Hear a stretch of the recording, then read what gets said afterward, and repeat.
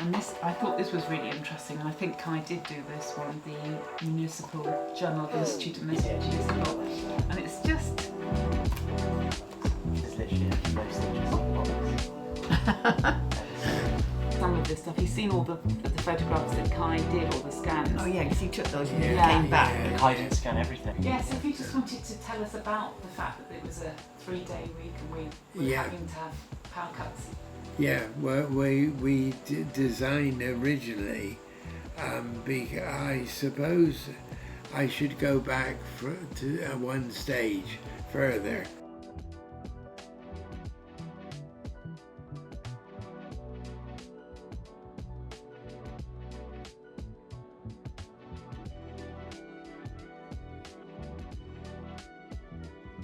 And that then led to, I think it was a couple of years afterwards, to Francis saying, because he wouldn't let Arthur Kirby go, and he said to Arthur one day, I think I'm going to take a hand in the town centre because 14 developers have looked at it and it's obviously not a viable proposition.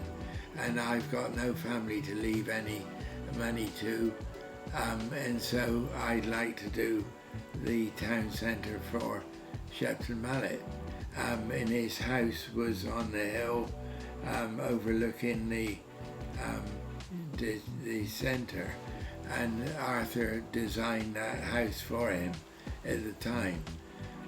And so I was then invited to do the town centre, and so the only brief I had was do what was right for Shepton Mallet, and this was to include a theatre which was called the Centre at the time, as you know.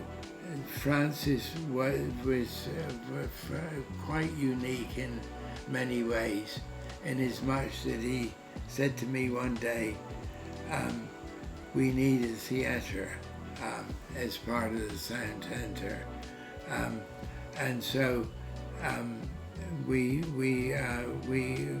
did some research into this theatre, and we found out that the only theatre in the country that was likely to fit the site was in Barclays Bank staff headquarters in Lombard Street.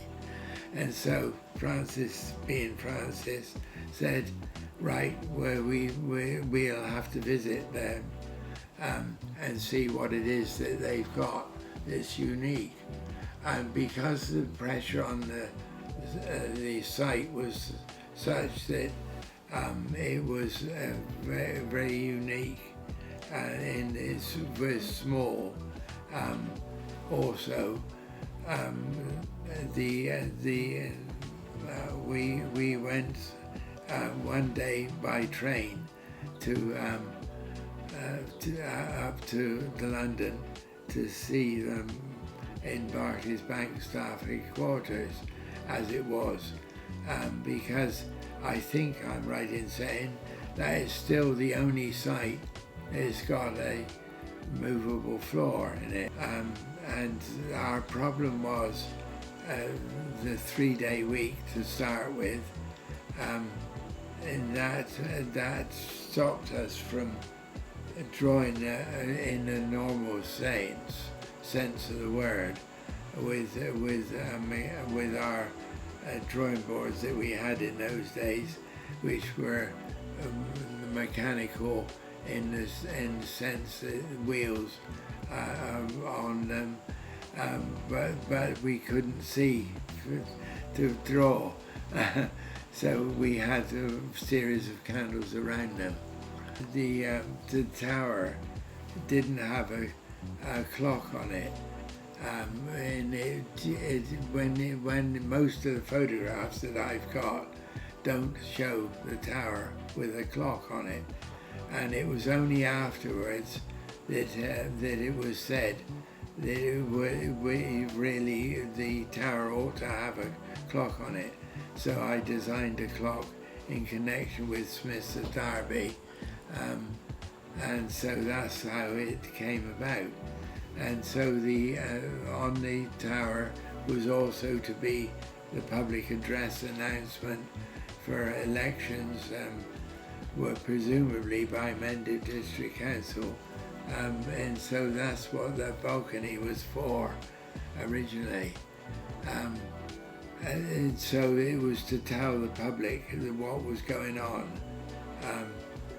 from a commanding point of view. I'd like to congratulate the present owners of the present prospective owners of the building, especially on the theatre side, because it's something that at the time we put a lot of thought into, because it was a fairly unique building. I can congratulate the thinking of the people that are now hoping to bring the theatre back into use again, because without the mini theatres around the country, then there's no hope for, in my way of thinking, for any theatre really,